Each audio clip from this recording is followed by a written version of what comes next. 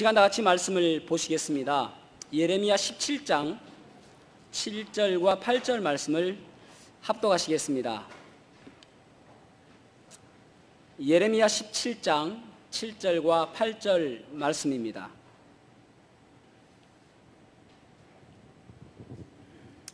예레미야 17장 7절과 8절 말씀을 합독하시겠습니다. 시작. 그러나 무릇 여호와를 의지하며 여호와를 의뢰하는 그 사람은 복을 받을 것이라. 그는 물가에 심어진 나무가 그 뿌리를 강변에 뻗치고 더위가 올지라도 두려워하지 아니하며 그 잎이 청청하며 가무는 해에도 걱정이 없고 결실이 그치지 아니함 같으리라. 아멘. 아멘. 착석하시겠습니다. 1세기 로마 황제였던 그 네로 황제가 있었거든요. 그 황제 때만 해도 유럽에는 후궁 제도가 없었습니다. 그래서 네로 황제가 그의 게이 친구였던 오토가 있었는데, 이 오토의 아내가 포페아나 사비나라는 여자였습니다. 포페아나 사비나라는 이 여자가 얼마나 이뻤는지 이 네로가 이 여인을 사랑하게 되었습니다. 그래서 이 여인을 자기 아내로 삼고 싶어서 자기의 원래 아내가 있잖아요. 이 아내를 죽입니다. 그리고 이제 포페아나 사비나를 자기의 아내로 맞아들입니다. 그러니까 이제 이 사비나라는 이 여인은 자기의 아름다움 때문에 이 네로 황제의 아내가 되었지 않습니까? 그래서 이 아름다움을 어떻게 유지하냐면은 매일 당나귀 젖으로 모욕을 하는 거예요. 하루에 2번씩. 그리고 이제 그러니까 당나귀가 500마리가 있었는데 그 500마리를 돌보는 노예가 500명. 그 다음에 이제 자기의 머리를 따고 또 화장을 도와주는 시녀가 200명. 그래가지고 어디를 멀리 갈 때는 당나귀 50마리는 꼭 데리고 가는 거예요. 그러면 노예들도 데려가겠죠. 그래서 이제 어디를 가더라도 당나귀 젖으로 이제 모욕을 하는 것입니다. 그래서 항상 그 피부는 애기 피부 같았다라고 이야기를 합니다. 그런데 이제 자기의 미모 때문에 아내가 되어가지고 이 미모를 유지하기 위해서 얼마나 노력하겠습니까?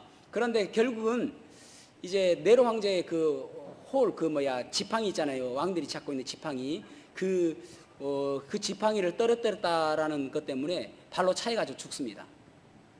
그러니까 결국은 자기의 의지하는 것이 무엇인가 우리 생각해 보게 되어지는데, 여러분, 우리는 이 땅에 살아가면서 무엇을 가장 의지하며 살고 있습니까? 무엇이 여러분에게 의지가 되어지고 있느냐는 것입니다. 여기 오늘 본문의 말씀을 가지고 이제 여호와만 의지하라라는 제목으로 말씀을 나누려고 합니다. 처음에는 제목을 여호와를 의지하라라고 했다가 이제 본문의 내용에 좀 내용을 조금 더 연구하다 보면은 여호와를 의지하라기보다는 여호와만 의지하라고 하는 것이 더 올바른 표현 같았습니다. 그래서 제목을 여호와만 의지하라라는 제목으로 바꾸었습니다. 이 여호와만 의지한다는 말은 무슨 말이냐면은 나를 하나님께 맡긴다는 뜻입니다.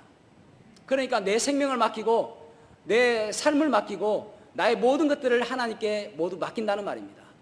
이 예레미야는 그러니까 요시야가 왕이었을 때에 BC 627년 때부터 이제 그 남유다가 멸망했을 때가 BC 586년이거든요. 그때에 활동했던 선지자입니다. 그러니까 곧 멸망할 걸 바라보면서 이 남유다가 얼마나 악하고 얼마나 우상숭배를 하고 그러면서 하나님께서 얼마나 안타까워하시는지 그런 내용들이, 그래서 이 이스라엘 사람들을 바라보면은 눈물이 앞을 가리고 그런 부분들을 이제 기록한 성경이거든요. 그래서 그때의 이스라엘 사람들이, 남유다 사람들이 어땠는지를 예레미야 17장 1절에서 이렇게 표현하고 있습니다. 다 같이 읽어보겠습니다. 예레미야 17장 1절을 세 번역으로 한번 읽어보겠습니다. 시작. 유다의 죄는 그들의 마음판에 철필로 기록되어 있고 금강석 촉으로 새겨져 있다. 그들의 제단 뿔 위에도 그 죄가 새겨져 있다. 아멘. 아멘. 그들의 죄가 얼마나 악했냐면은 그들의 죄를 철필로 새겼다. 지워지지 않는단 말입니다. 그렇게 새겼다. 그래서 이 예레미야서를 쭉 보면은 두 종류의 사람을 볼 수가 있는데, 한 종류는 자기를 의지하며 세상을 의지하는 사람이 있는가 하면, 또 하나는 여호와를 의지하는 사람들이 있다라는 것을 이야기하고 있습니다. 그래서 두 종류를 계속 대조해 나가면서 여호와를 의지하지 않고 자기를 의지하고 사람들을 의지하는 사람은 어떤 삶을 살게 되어지고, 그래서 다른 말로 어떻게 저주받는 인생을 살게 되어지고, 또 하나님을 의지하는, 여호와만을 의지하는 사람들은 어떠한 축복을 받는가를 기록하고 있습니다. 자, 그러면 오늘 여호와를 의지하는 사람은 어떠한 축복을 받는가를 보려고 하는데, 첫 번째는 여호와를 의지하면은 두려움이 사라진다라고 말씀하고 있습니다. 두려움이 사라진다. 예레미야 17장 8절 상반절 보면은,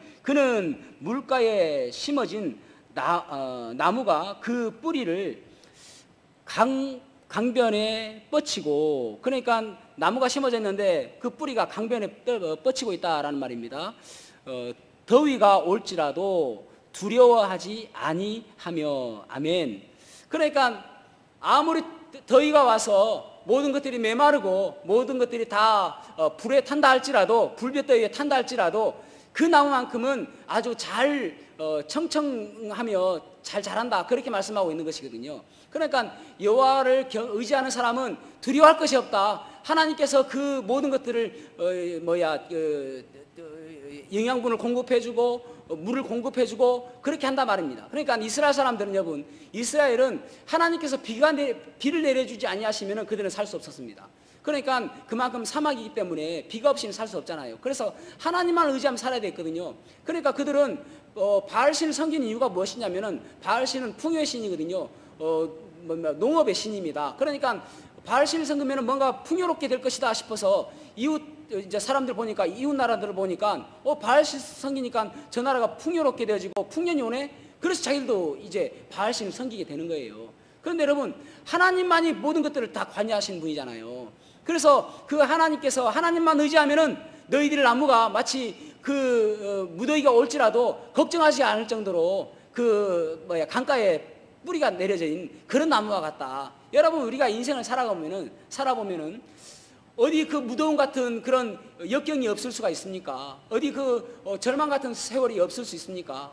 어디 그 추운 겨울 같은 그런 인생이 없을 수 있습니까? 그런 인생이 온다 할지라도 여호와를 의지하면 두려워할 필요가 없다라는 말입니다. 그래서 모든 것들을 공급하여 주시는 분이 하나님이시기 때문이다, 그렇게 말씀하고 있는 거예요. 그래서 요한복음 7장 37절에서 38절에 보면은 주님께서도 그렇게 말씀하십니다. 누구든지 목마르거든 내게로 와서 마셔라. 누구든지 목마르거든 내게로 와서 마셔라. 나를 믿는 자는 성경의 이름과 같이 그 배에서 생수의 강이 흘러나리라. 그러면은 다 외워지는 거예요. 네. 그러니까 그 배에서 생수의 강이, 그 배라는 말은 이 배거든요. 이 배. 여러분 배, 그 배 똑같습니다. 예. 그 배에서 생수의 강이 나온다는데, 이것은 그냥 단지 이런 배가 아니라 내 영혼 깊숙한 곳에서 생수의 강이 흘러넘친다. 예수님을 믿게 되어지면은 그런 기쁨이 우리에게 있다, 그렇게 말씀하고 있는 거예요. 그러니까 무더운 여름에도 그 강가에 뿌리가 뻗쳐진 그런 나무처럼 그렇게 하나님께서 공급하여 주신다, 그렇게 말씀하고 있습니다. 역으로 여호와를 의지하지 아니하면 어떻게 되어지는가? 자, 17장 5절에서 6절 오늘 읽지 않았는데 이 부분 한번 읽어보겠습니다. 예레미야 17장 5절에서 6절을 같이 읽어보겠습니다. 시작. 여호와께서 이와 같이 말씀하시니라. 무릇 사람을 믿으며 육신으로 그의 힘을 삼고 마음이 여호와에게서 떠난 그 사람은 저주를 받을 것이라. 다 읽으셨습니까? 그는 사막의 떨기나무 같아서 좋은 일이 오는 것을 보지 못하고 광야 간조한 곳 건건한 땅 사람이 살지 않는 땅에 살리라. 아멘. 아멘. 여호와를 의지하지 아니하면은 마치 회전초처럼, 사막에 굴러다니는 회전초처럼 뿌리를 내리지 못하고 살아간다. 다른 말로 이야기하면은 저주받는 인생을 살게 된다, 그렇게 말씀하고 있는 것입니다. 여호와를 의지하게 되어지면은 여호와께서 우리를 공급하여 주시니까 마치 아무리 물이 없다 할지라도 두려워하지 않을 것은 그 강가에 심어진 그 나무처럼 그 물을 공급한다는 말입니다. 여러분, 그 강가에 보면은 이제 노로 저어가는 배가 있을 수 있고 또 돛담배가 있을 수 있겠죠. 돛을 단 배가 있을 수 있죠. 어떤 것이 더 빨리 갈 수 있을까요?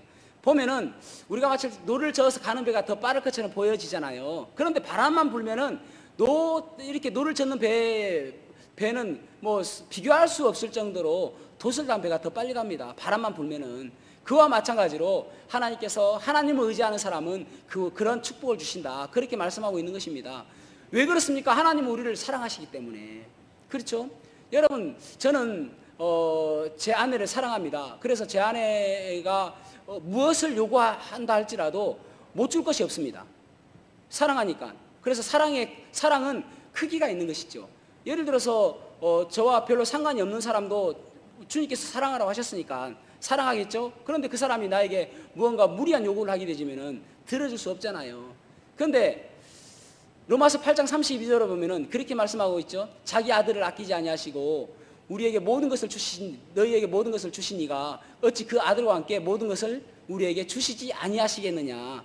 여러분, 하나님께서는 우리에게 독생자 아들 예수 그리스도를 주셨습니다.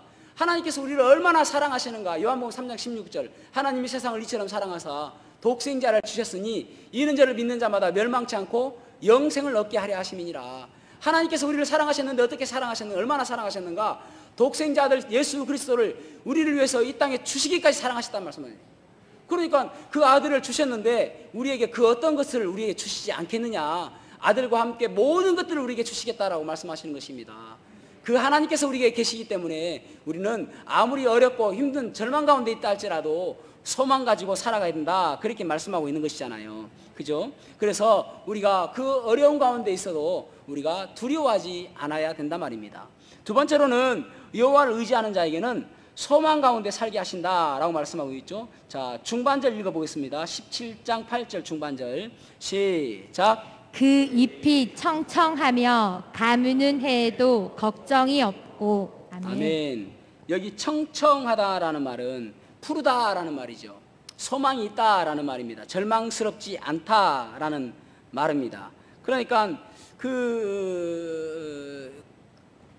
푸르게 될 것이라는 그 소망. 여러분, 이 땅에 살아가면서 사람들이 살 소망, 살아야 되겠다는 소망이 없는 그 이유가 무엇인가 하면은요, 오늘날에는 먹을 것이 없어서 우리가 소망이 없는 거 아니잖아요. 살기가 얼마나 좋아졌습니까?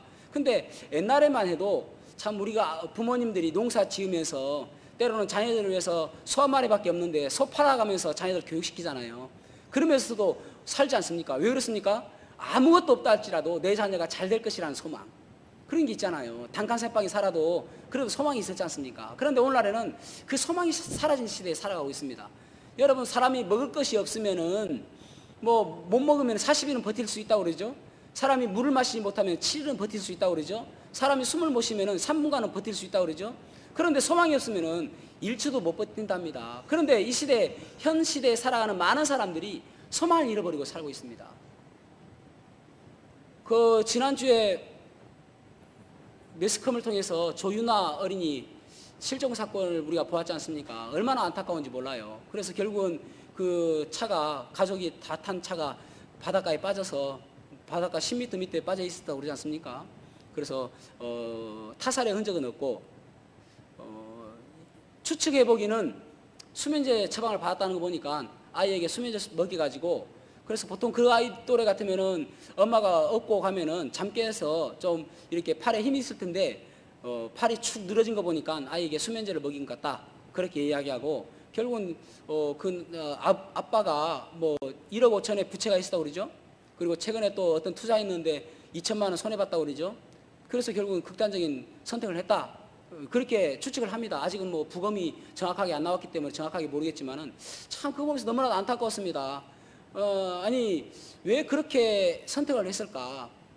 옛날 같으면은 그것 때문에 죽지 않거든요. 요즘에는 참 그래서 사람들이 좀 나약해졌다고 할까? 그렇습니다. 여러분, 우리가 소망이 있다는 것은 무엇인가 하면은요, 믿음이 있다는 것입니다. 다른 말로 이야기한다면은 믿음이 있으면 소망이 있는 것입니다. 왜 그렇습니까? 아무리 절망적인 상황이라 할지라도 하나님께서 우리를 지켜주실 것이라는 믿음이 있잖아요. 우리에게 가장 좋은 것을 주실 것이라는 믿음이 있잖아요. 우리를 선하게 인도하여 주실 것이라는 믿음이 있잖아요. 아무리 역경 가운데 있다 할지라도 임마누엘의 그 하나님께서 우리와 함께 하심으로 인해서 우리를 일으켜 주실 것이라는 소망이 있잖아요. 그래서 그런 극단적인 선택은 하지 않지 않습니까? 믿음이 있다는 것은 소망이 있다는 것입니다. 다른 말로 이야기한다면 소망이 없다는 것은 믿음이 없다는 말이에요. 여러분, 우리가 믿는다는 것 자체는 하나님께서 우리를 사랑하시는 이로 말미암아 우리가 넉넉히 이긴다라고 말씀하셨잖아요. 우리를 사랑하시는 이 때문에 우리가 어떠한 상황 속에서도 그 가운데 실망하지 아니하고 넉넉히 이길 수 있는 힘이 있는 것입니다. 여러분, 저는 어떨 때 그런 생각해 봅니다. 우리 주님께서 이 땅에 오시면서 사람의 몸을 입고 오셨잖아요. 그런데 신이신 우리를 창조하신 창조주께서 우리의 몸을 입고 오신다는 것이 얼마나 힘들었을까요? 여러분, 우리가 이 땅에 살아가면서 우리가 길가에 가면은 개미 있잖아요. 개미 한 마리 보고 그냥 발로 비벼가지고 죽이면은 아이고, 우리 개미 너무 이거 안타깝게 죽었다 이러면서 눈물 흘리면서 그렇게 할 사람이 있습니까? 아무런 우리의 감정이 없잖아요. 왜냐하면 그 개미와 우리는 위치가 다르기 때문에 그렇습니다. 신분의 위치가 다르기 때문에. 그런데 마치 하나님께서 우리를 바라보시면 벌레만도 못한 우리를 위해서 이 땅에 오셨잖아요. 그리고 우리의 몸을 입고 오셔가지고 우리의 모든 죄를 위해서 십자가에 달려 돌아가셨지 않습니까? 그러므로서 우리가 구원받게 되었잖아요. 그거 생각하면은 얼마나 감사한지 모릅니다. 그 믿음만 있다면은 우리를 위해서 십자가에 달려 돌아가시기까지 사랑하셨는데 무엇을 우리를 위해서 더 안 해주시겠습니까? 그런 소망이 있는 것이죠. 그래서 소망이 있다는 것은 믿음이 있다는 것입니다. 어떤 한 가족이 여행을 마치고 집으로 돌아오는 길에 교통사고가 났습니다. 그래가지고 이제 아버지와 딸과 엄마가 있었는데 그 딸과 아빠가 이 다리에 큰 사고를 당해가지고 이제 목발을 짚고 다닐 수밖에 없는 그런 장애를 입게 된 것입니다. 10대의 딸이 너무나도 안타까운 거예요. 아니 갑자기 목발을 짚게 되었으니까 성한 다리로 달리기도 하고 뛰어다니던 그 아이가 갑자기 목발을 짚고 다니니까 얼마나 실망스럽겠습니까? 근데 아버지가 가서 항상 위로해 주는 거예요. 딸아, 괜찮다. 그것이 다가 아니다. 하나님께서 우리를 사랑하셨기에 우리에게 뭔가 계획이 있을 것이다. 지금 당장은 이해되지 않는다 할지라도 우리가 믿음으로 살아보자. 그런데 이것이 얼마나 위로가 되지냐면은 아빠가 자기하고 똑같은 장애를 갖고 있잖아요. 아빠도 그렇게 사고를 당했지 않습니까? 자기도 물론 상처가 있고 아픔이 있지만은 아빠도 똑같은 상처가 있잖아요. 그럼에도 불구하고 자기에게 그런 이야기를 해주는 것이 너무나도 위로가 되어지는 거예요. 그래서 이제 10여 년을 지나서 이제 대학교에 입학하게 되었습니다. 그 10여 년 동안 아버지는 계속 목발 짚고 다니고 딸도 목발 짚고 다니고 그래가지고 이제 입학식을 딱 마치고 이제 입학식을 할 때 아빠가 아이고 딸 정말 대견하다. 그렇게 힘겨운 시간을 다 보내고 이렇게 학교에 입학하게 돼서 아버지 너무 자랑스럽다. 사랑한다 딸 이렇게 해줬습니다. 그럼 이제 입학식을 마치고 내려오는 길에 보니까 큰 도로에 한 아이가 갑자기 그 차도로 뛰어든 거예요. 그러니까 이 아빠가 이 목발을 떡 놔두고 막 달려가가지고 이 아이를 딱 구출해내는 거예요. 딸이 깜짝 놀란 것입니다. 그래서 엄마에게 얘기하는 거예요. 엄마, 엄마 봤어? 아빠 지금 목발도 안 짚고 저 아이 구했어. 그러니까 이 엄마가 하는 이야기가 이렇게 이야기하는 거예요. 사실을 네가 이제 좀 알아도 괜찮을 것 같다. 사실은 아빠는 정상인이었다. 다치지 않았어. 그랬는데 혹시라도 네가 너무나도 실망하고 너무나도 힘들어할까 봐 아빠가 너하고 똑같은 모습으로 살아야 되겠다. 그런 마음으로 장애를 가지고 살았단다. 그 10여 년 동안 그렇게 아버지가. 그래서 이 아이가 그 아빠를 여러분 그런 상황 같으면 이 아이가 아빠한테 원망하겠습니까? 왜 나를 속였냐고 그렇게 하겠습니까? 아빠가 자기하고 똑같은 모습으로 고통당하고 12년 동안 한 번도 원망하지 않냐고 그렇게 목발을 짚고 다니는 모습 아버지가 그것이 얼마나 감사했을까요? 여러분 똑같거든요. 주님께서 우리와 함께 하신다고 말씀하셨는데 함께 하시는 모습이 우리의 육신의 몸을 입고 이 땅에 오신 것이거든요. 그래서 우리가 이 땅에 살아가면서 우리에게 그 주님 때문에 우리가 이 땅에 살아가면서 소망 가운데 살아가는 저와 여러분이 되었으면 좋겠습니다. 그것이 바로 우리가 하나님을 의지한다는 표라고 할 수가 있는 것입니다. 그 찬송 가운데 488장 가운데 이 몸의 소망 무행가라는 찬양이 있잖아요. 2절에 보면 이렇게 찬양하고 있습니다. 무섭게 바람 부는 밤 물결이 높이 설렐 때 우리 주 크신 은혜에 소망에 닿을 줄이라. 3절에는 세상에 믿던 모든 것 끊어질 그날 되어도 구주의 언약 믿사와 내 소망 더욱 크리라. 굳건한 반석이시니 그 위에 내가 서리라. 그 위에 내가 서리라. 우리의 소망은 나를 사랑하신 그 주님 발견하고 때로는 어렵고 힘들다 할지라도 그 소망 가운데서 그 믿음을 잃지 않는 것이 바로 우리의 소망임을 기억하시기를 바랍니다. 마지막 세 번째로는 여호와를 의지하면은 열매 맺는 삶을 살게 된다는 것입니다. 자, 17장 8절 하반절을 같이 읽어보겠습니다. 시작. 결실이 그치지 아니함 같으리라. 아멘. 아멘. 우리의 결실이 그치지 아니한다, 그렇게 말씀하고 있습니다. 여러분, 결실이라는 것은 우리의 결과라고 할 수 있고 또 성과라고 할 수가 있는 것이죠. 그래서 올림픽 대표 선수가 되기 위해서 4년 동안 열심히 운동했던 선수가 결국은 그 결실 바라보지 못하면, 그 국가대표 되지 못하면 얼마나 실망스럽겠습니까? 또 고등학교 3년 동안 열심히 공부했는데 대학 입학 시험에 잘못 치르고 실수하면 얼마나 실망스럽겠습니까? 또 직장 가려고 입사 시험을 여러 번 보았음에도 불구하고 계속 되지 않으면 얼마나 실망스럽겠습니까? 그런 결실이거든요. 그런데 여호와를 의지하게 되어지면 우리에게 결실이 끊어지지 않는다, 그렇게 말씀하고 있습니다. 결실이 끊어지지 않는다. 물론 이 결실이 이 땅에 살아가면서도 볼 수가 있을 것이고 또 이 땅에 살아가지 못하게 되어지면 주님 만났을 때 우리에게 그 열매 맺는 그러한 축복이 있을 줄로 믿습니다. 그래서 여러분, 그 결실을 바라보고 주님 만났을 때의 그 상을 바라보고, 그래서 여러분 그 히브리서 11장 6절에 보면 그렇게 말씀하고 있잖아요. 믿음은 처음에 어떻게 시작하죠? 히브리서 11장 6절. 믿음이 없이는 하나님을 기쁘시게 하지 못하나니 하나님께 나가는 자는 반드시 그가 계신 것과 그가 자기를 찾는 자들에게 상 주시는 이심을 믿어야 할지니라. 그러니까 여러분, 제가 가끔 생각이 안 나더라도 이해하셔야 돼요. 생각 안 나시죠?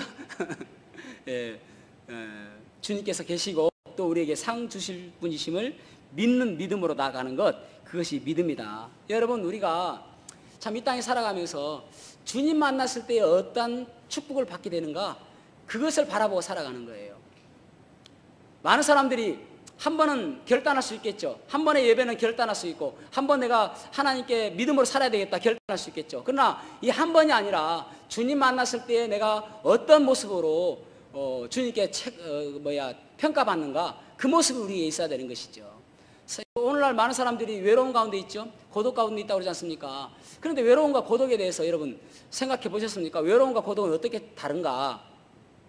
그 헨리 나우엘이라는 영성학자가 있는데 그분은 뭐라고 이야기했냐면은 외로움은 자신이 아주 부정적인 마음이 드는 그런 상태가 외로움이고, 고독은 하나님 앞으로부터 긍정적인 마음을 갖는 것, 그런 상태, 평온한 상태. 그러니까 불안한 상태가 외로움이고 평온한 상태가 고독이다, 그렇게 이야기를 했어요. 영어도 보면은 그 논리스라고 하는 게 외로움이거든요. 그런데 논리스라는 단어는 그냥 외로움이에요. 외로움. 그런데 그런 외로움이 아니라 우리가 주님과 함께 함으로 인해서 고독을 갖는 것, 그것은 다른 말이거든요. 고독이라는 것은. 그래서 고독이라는 것은 그냥 외로움으로 남아있는 것이 아니라 하나님과 함께하고 하나님의 뜻을 묻고 하나님과 회복되어지는 것, 그것을 고독이라고 이야기한단 말입니다. 솔리투드라고 이야기해요.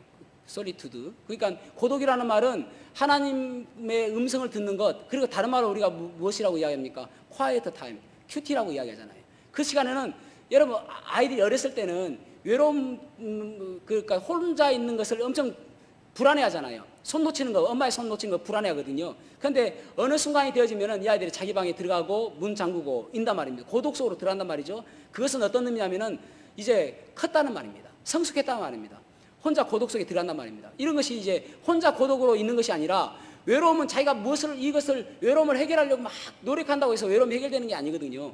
그러니까 뭐 어떤 사람들은 이 외로움을 해결하기 위해서 어떤 쾌락을 쫓고 즐거움을 쫓고 세상적인 게 쫓아간단 말입니다. 그런 사람이 누굽니까? 솔로몬이잖아요.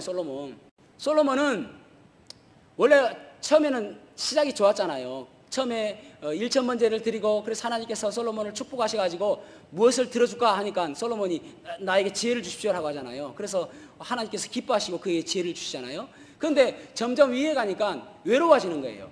그래서 이 외로움을 어떻게 달랠까 하다 보니까 그 열왕기상 11장에 보면은 1절에 보면은 그가 바로의 딸을 사랑하고 또 모압과 아몬의 딸들을 사랑하고 해쪽 속의 딸들을 사랑했다 그렇게 말하고 있습니다. 그래서 그의 후궁을 1,000명이나 뒀어요. 그러니까 이런 것들로 외로움을 해결하려고 했단 말입니다. 그것이 외로움으로 끝나는 것이 아니라 고독 가운데 들어가게 되어지면은 솔리투드라는 말은 하나님과의 관계 속에서 하나님의 음성을 듣고 하나님 뜻대로 살아가려고 바뀌어지는 거예요. 하나님 음성을 듣는 거. 그런 모습으로 바뀌어야 고독으로 넘어가는 거거든요. 그러니까 처음에 시작은 물론 이 솔로몬은 아주 선하게 시작했습니다. 그런데 마지막이 좋지 않았던 사람입니다. 성경에 보면은 처음에는 시작은 좋았지만은 마지막이 좋지 않았던 사람들이 여럿 있잖아요. 사울도 그렇고 또 엘리 제사장도 그렇고 그리고 또 이 솔로몬도 마찬가지입니다. 그래서 솔로몬 사후에 나라가 분열되지 않습니까? 그러니까 이 솔로몬은 마지막이 좋지 않았던 사람이거든요.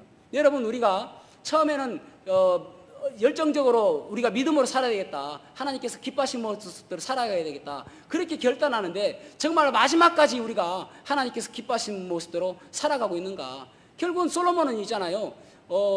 이게 정략 결혼하는 것이거든요. 다른 나라와. 무슨 이야기냐면은 보험 드는 거예요. 보험이 여러분, 보험 좋은 일입니다. 여러분. 보험, 우리나라 사람들 보험이 평균 4개 든다고 그러대요. 4개. 보험 들으십시오. 좋아요. 뭐 보험을 제가 나쁘게 얘기한 게 아니거든요. 근데 이 솔로몬의 보험은 무엇이냐면은 하나님을 의지하기보다는 하나님을 의지하는 다른 방편으로 생각하는 거예요. 이 보험을 들으면 내가 좀 안정적이겠지. 보험도 마찬가지입니다. 여러분 보험도 좋은 것이지만은 보험이 내가 하나님을 의지하는데 방해가 된다면 사실은 보험 좋은 건 아니잖아요. 그러니까 우리가 오직 하나님을 의지하고 나가면서 보험 드는 것은 좋은 것이라 할 수 있는 것입니다. 여러분 우리가 참 끝까지 쓰임 받는 하나님의 사람, 끝까지 쓰임 받는 하나님의 사람 이런 책이 있습니다. 스티브 파라라는 사람이 쓴 책인데 그 책에 보면은 1945년에 3명의 아주 위대한 설교가 20대 중반 위대한 설교가를 3명을 소개합니다. 첫 번째 사람, 여러분 아시는 분 있는가 생각해 보세요. 첫 번째 사람이 척 템플턴. 아시면 대단하신 분이에요. 두 번째 사람은 브론 클리포드. 아시는 것 같아요. 세 번째 사람은 빌리 그레이엄. 여러분 화색이 돋습니다. 그 사람만큼은 내가 알지. 이 세 사람이 20대 중반이었는데 1945년대에 이 아주 많은 사람들에게 각광을 갖고 위대한 설교자라고 이야기했습니다. 척 템플턴 같은 사람은 많은 사람들이 그 사람 설교를 듣고 싶어서 그 사람이 그 빌리 그레이엄하고 10대 선교에서 같이 일하거든요. 그래서 차세대 복음주의자다. 이 사람은 아주 하나님께 쓰임받은 사람이다 라고 했는데 결국은 하나님으로 떠나요. 너무나도 인기가 좋다 보니까 하나님께로 떠나요. 그 다음에 브론 클리포드라는 사람은 많은 사람들이 칭찬하기를 수세기에 한 번 나올까 말까 한 그 설교자다 이렇게 이야기했습니다. 그리고 얼마나 설교를 잘했냐면은 마이애미의 그 체육관에 수천 명이 줄을 서가지고 그 설교를 들으려고. 우리 교회에서도 수천 명이 줄 서가지고 이 교회 들고 싶어 하면 좋겠습니다. 그죠? 그런 사람이었습니다. 그리고 얼마나 얼굴이 잘생겼는지 영화의 주연으로 캐스팅 될 뻔한 사람. 그만큼 잘생겼단 말입니다. 그런데요, 10년이 지나서 그 1955년이 되기 전에 그 사람이 가족도 떠나고 사역도 떠나고 생명도 떠났어요. 이 세상도 떠났단 말입니다. 그 브론 클리포드가 그런데 그 3명 가운데 제일 좀 부족하다라고 생각할 정도로 그 사람이 누구냐면은 빌리 그레함입니다. 그런데 빌리 그레함은 계속적으로 쓰임받는 사람이잖아요. 여러분, 우리가 한번 쓰임받고 처음에 시작은 좋았다라고 생각할 수 있습니다. 그보다 더 중요한 것이 무엇이냐면은 마지막 때에 우리가 어떻게 쓰임받고 있는가, 마지막 때에 우리가 하나님께로부터 어떻게 인정받고 있는가, 그것이 더 중요한 거예요. 그래서 이 열매라는 것은 한 번 열매 맺는 것으로 만족하는 것이 아니라 결실이 계속적으로 맺어지고 주님 만났을 때 칭찬받는 그런 모습이 저와 여러분이 되기를 소망합니다. 여러분, 오직 여호와만 의지해야 됩니다. 양다리 걸쳐서는 안 돼요. 솔로몬은 양다리 걸쳤습니다. 이것도 좋고 저것도 좋고. 여러분, 아나니아와 삽비라 보십시오. 아나니아 삽비라도 그 당시에 밭을 팔 정도 같으면 부유한 사람이었습니다. 그럼에도 불구하고 양다리 걸쳤잖아요. 하나님께서 이 양다리 걸치는 거 싫어하십니다. 오직 여호와만 섬기기를 원하시는, 여호와만 섬기기를 원하시는 분, 오직 여호와만 의지하기를 원하시는, 그것이 바로 하나님의 마음인 것을 기억하시고 저와 여러분이 다른 데 눈을 돌리는 것이 아니라 오직 하나님만을 섬기는 그런 복된 인생 사시기를 주님의 이름으로 축복합니다. 기도하시겠습니다.